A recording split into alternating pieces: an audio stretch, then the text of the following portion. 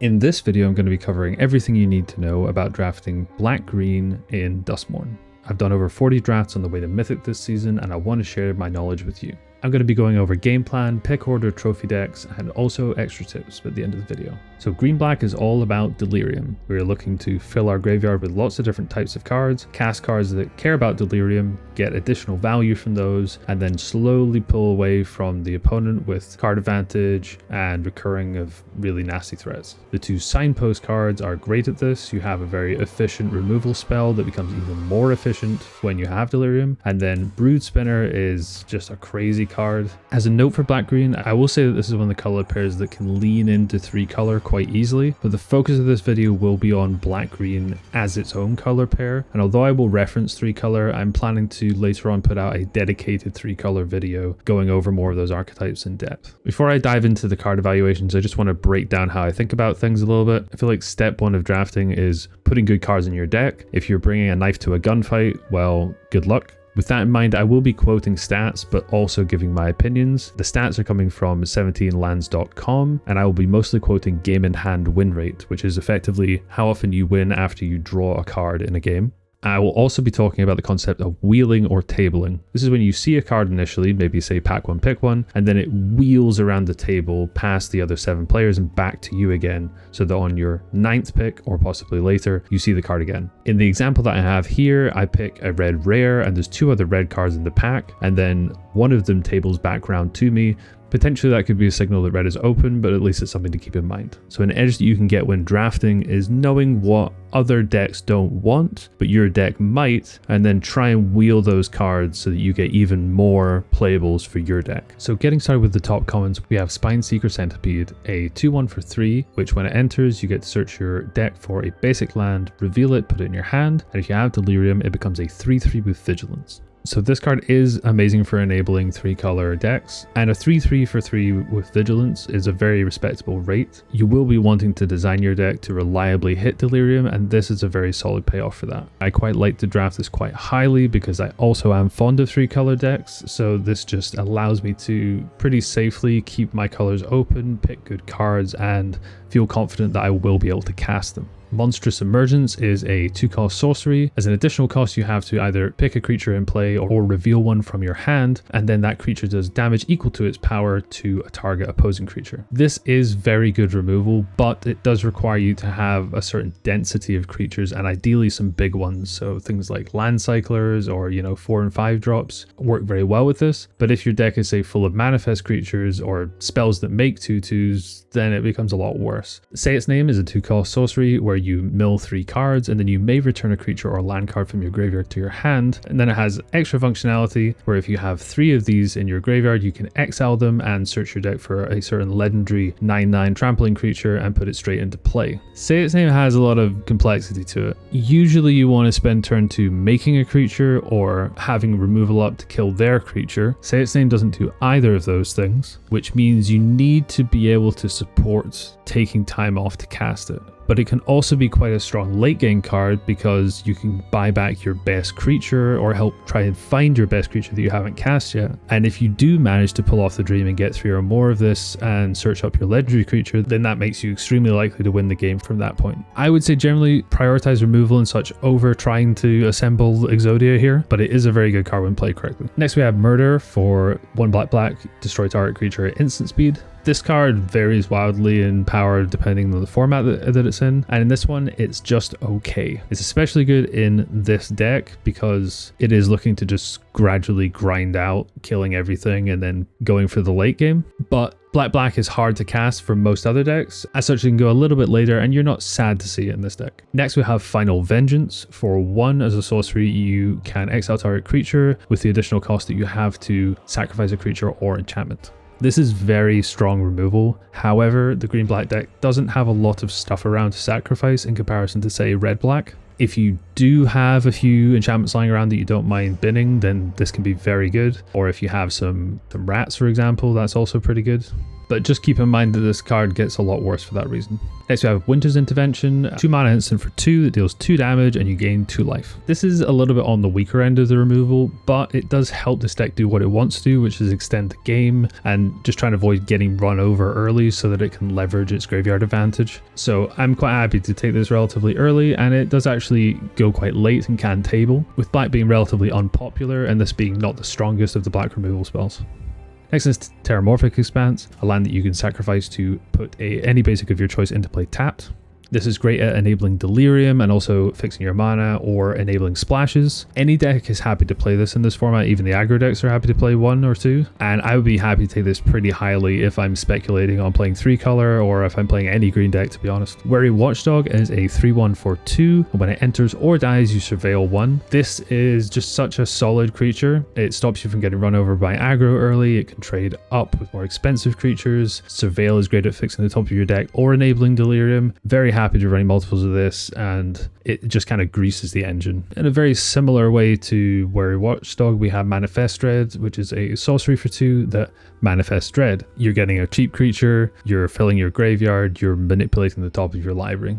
In general, I prefer the Watchdog in green-black over Manifest Dread, although they have basically the same win rate. There isn't very much going around that deals precisely 1 damage, and so the downside of the dog's toughness isn't really impacted as much. But these are very comparable, do similar jobs. Bashful Beastie is a 5/4 for 5, and when it dies you get to Manifest Dread. This has been a great kind of curve topper for me. I try to avoid playing too many land cyclers because they are a little bit clunky. This comes down a little bit earlier but also replaces itself if it does get killed, and that is a huge benefit when you're trying to grind out the end of the game. People also don't rate this card very highly and it can go quite late. These next few cards are what I would call filler. You are okay to play a few of them and you will need them to fill your deck out, but you don't want to play too many because they are a little bit lower power level. Moldering Gym is a great way to splash for extra colors, but there are better ways to do it. Found Footage is great at enabling Delirium and is an artifact that you're happy to play because sometimes it can be hard to get enough artifacts, but again, there are better ways to fill your graveyard if you can get them. And that theme is similar throughout the rest of these. There are better ways of doing the same thing with other cards. And finally, we have the commons here that you'd really rather avoid. Either these cards are not good in any deck, or they're just not particularly good in this deck. For example, Spectral Snatcher, the black land cycler, is quite good in, say, a Reanimator deck, and you'd think it would be good in Delirium, but there are just better, bigger creatures you can be casting for 6 in green, for example. And Resurrected Cultist as a Delirium creature you think could be quite good, but it's just kind of a weak creature, so even in this deck, you don't really want to be playing it. And Fear of Lost Teeth is great in, say, red-black, but it just doesn't really have the punch here, and although it would help enable Delirium, you don't really need the help from this card to do that. So onto the top uncommons. Brood Spinner sits at the top of the pile. This card is absolutely insane in Delirium, and it's so strong that other decks will consider splashing it. So you get a 2/3 with reach for 2, and whenever it enters you surveil 2, and then you may pay 6 and tap and sacrifice it to create a number of 1/1 black-green insect creatures with flying equal to the number of card types in your graveyard. So regularly you'll be able to make 4 to 6 insects with this, and you can trigger at instant speed after blocks. You don't have to do it on your turn. So the ability to either make things quickly to try and race an opponent down, or to just stall out the game longer by blocking, sacrificing, making guys, and then going from there is very powerful. Next we have Under the Skin. For 3 mana, you manifest Dread, and then after that part of the spell is resolved, you then can return a permanent card from your graveyard to your hand. So let's say you cast this with nothing in your graveyard, and you see a creature and a land. If you need the land to continue hitting your land drops and progressing the game on turn 3, you can just manifest the creature, put the land in your hand. On the flip side, if you don't need any more land, but you need something to cast, you just manifest the land, and then you put the creature in your hand. And that is just assuming you have an empty graveyard. What if you have a really good room or a really good creature that you want to get back? Under the Skin has you covered. This card doesn't go very late. I would definitely take it highly if I were you. Let's play a game. So for 4 mana, you have a sorcery with Delirium. Either you can choose one of these modes, or if you have Delirium, you can choose all 3. The modes are: creatures your opponents control get -1/-1 till the end of turn, each opponent discards 2 cards, or each opponent loses 3 life and you gain 3 life. So the general rule with this card is if you can only trigger one of the modes, it's not very good, but as soon as you're able to trigger 3, it's very good. Being able to take the last 2 cards out of your opponent's hand is backbreaking and will often win you the game. Also, if they are a small deck going wide and you're able to kill multiple creatures with the shrinking effect, then that's crazy.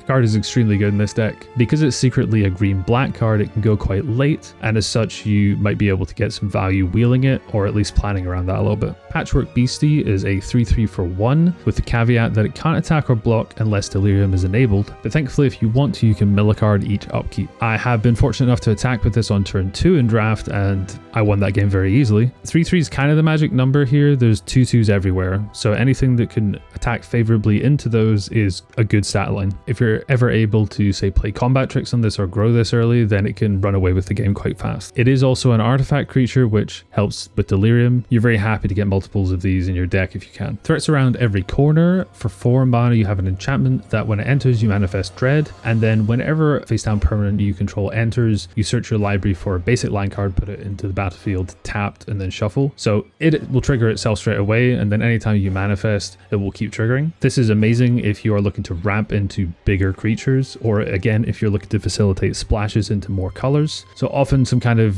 going bigger 3-color control deck is all over this, but even just like a straight black-green deck, if you have some expensive stuff you want to cast, this is the kind of deck that I would consider putting land cyclers or other big uncommons and stuff into, because this can help facilitate and reliably hit your land drops. Osseous Stick Twister. For 2, we have a 2/2 artifact creature with lifelink. At the beginning of your end step, if you trigger Delirium, each opponent may sacrifice a non-land permanent or discard a card, and then it deals damage equal to its power to each opponent who didn't do this. So this card is pretty crazy. For me, you never want to risk it in combat. The effect is very strong, and if you can hit Delirium early, you will gradually kind of choke out your opponent with tax effects. Usually they'll have to start discarding spare lands or sacrificing runes that they won't trigger, or glimmer tokens, but eventually they're going to run out of stuff, and because this has lifelink and it deals 2 damage each turn, usually that's a 4 life swing, you suddenly are not in any danger of being burnt out, and you can just extend the game and slowly win that way. A 2-drop having this ability to kind of just win the game if left alone is pretty crazy. Drag to the Roots is a 4 mana instant that says destroy target non-land permanent. If you have Delirium, it costs 2 less. Normally I would be very excited for this kind of effect, and it is good, but it's not crazy good. It's just another piece of removal that is quite efficient. Can go a little bit late, and I honestly wouldn't pick it that high despite how good it is, because you're playing black-green and there's a lot of other options for removal. Nowhere to Run is a 2-cost enchantment with flash that when it enters, a target creature and opponent controls, -3/-3. And it also has an extra little bit of hidden text that says creatures your opponents control can be the target of spells and abilities as though they didn't have hexproof, and ward abilities of those creatures don't trigger. Doesn't come up very often, but being able to get around ward for free basically is very nice. You would play this anyway without the extra text. I love this removal spell, and it having it leaving behind an enchantment to sacrifice to other things, or just being an enchantment when you flip it into the graveyard for Delirium reasons. All of it adds up. Big fan. Commune with Evil is a 3-cost sorcery that says look at the top 4 cards of your library, put one of them into your hand and the rest into your graveyard, and then you gain 3 life. This is a card that the evaluations changed a lot on throughout the first few weeks of the format. Initially, it was deemed to be too slow when everyone was running people over with aggro decks and didn't really know how to stabilize. But now as time has gone on and people know to prioritize good 2-cost creatures and good 2-cost removal to survive initially, this is an amazing way to dig for your bombs or fill your graveyard, and the gaining 3 life really does help keep you alive. The card still goes quite late, but if you're on board for Delirium and graveyard stuff, this card is very strong. Live or Die is a 5-cost instant that says return target creature from your graveyard to the battlefield or destroy target creature. The main upside of this card is being able to, at instant speed, put a creature into play and ruin a combat step, but instant speed removal is also decent even if it costs 5. This is extra good if you're kind of in the 3-color land and you've added white to your deck and you're looking into reanimation stuff, but even without that, green-black has enough large creatures that you can make use of this. Insidious Fungus is a 1/2 for 1 with a split ability of pay 2 sacrifice Insidious Fungus, choose 1. You can either destroy target artifact, destroy target enchantment, or draw a card and then put a land from your hand into play tapped. The flexibility of this card is its real strength. Generally speaking, what you're going to do is you're going to block something, sacrifice this, and destroy an artifact or enchantment in mid-combat, just save a bit of life. But if in a pinch you need to draw a card, it's got the option to do it. I would try not to undervalue this despite it being a 1-drop. Break Down the Door is a 3-cost instant with choose one, either exile an artifact, exile an enchantment, or manifest dread. Exiling is great in this format. Being able to choose between multiple types of things to do is great.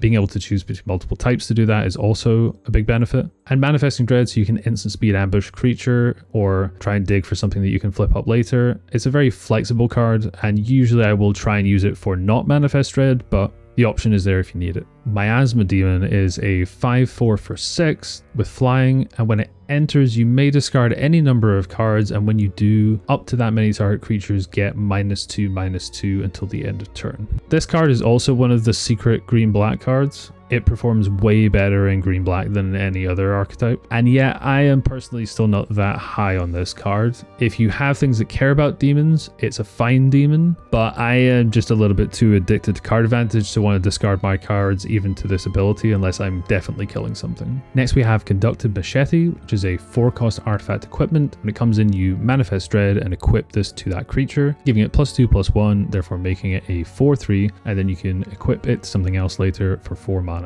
Manifest Dread, obviously great at enabling Delirium. You also have some fat creatures that you're quite happy to try and flip up later with Manifest. It is an artifact itself, which also helps with Delirium, and you're quite happy to kind of extend the game and get a little bit grindy with it, and this card is very helpful with that. So these next uncommons are in the filler category. They're still pretty darn good, but they are a little bit worse than other alternatives usually. Removal spells like Coordinated Clobbering, Sporogenic Infection, Withering Torment are all fine, but there are arguably better versions available already. And cards like Wickerfolk Thresher are very good, but are a little bit more aggressive leaning, and usually would say be more at home in red-green than green-black. I do want to put a small spotlight on Defiled Crypt Cadaver Lab. I've seen some interesting decks that focus around enabling Defiled Crypt. Whenever one or more cards leave your graveyard, you create a 2/2 Black Horror enchantment creature with this, and it only triggers once each turn. There are various ways of repeatedly bringing cards back out of your graveyard or exiling them from your graveyard and just making a small army with this, so you can do some quite interesting stuff with that if you're aware of it. And these uncommons finally are quite bad in green-black. I would say each of these does have a home, but it's just not here.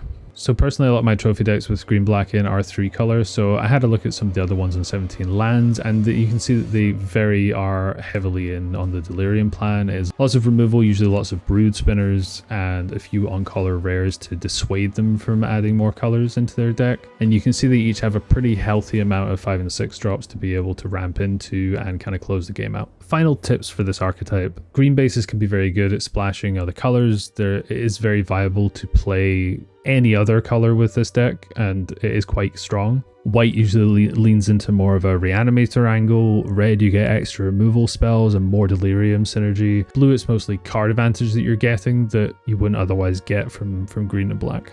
Be mindful of your Delirium. Try and be careful about sequencing your manifests and your surveils to properly optimize your Delirium. If you have cards that get back creatures from the graveyard, consider holding them until you have something very powerful to get back. If you're lacking high cost creatures to finish the game out, then consider putting in some of the more expensive commons or the land cyclers to help you do that.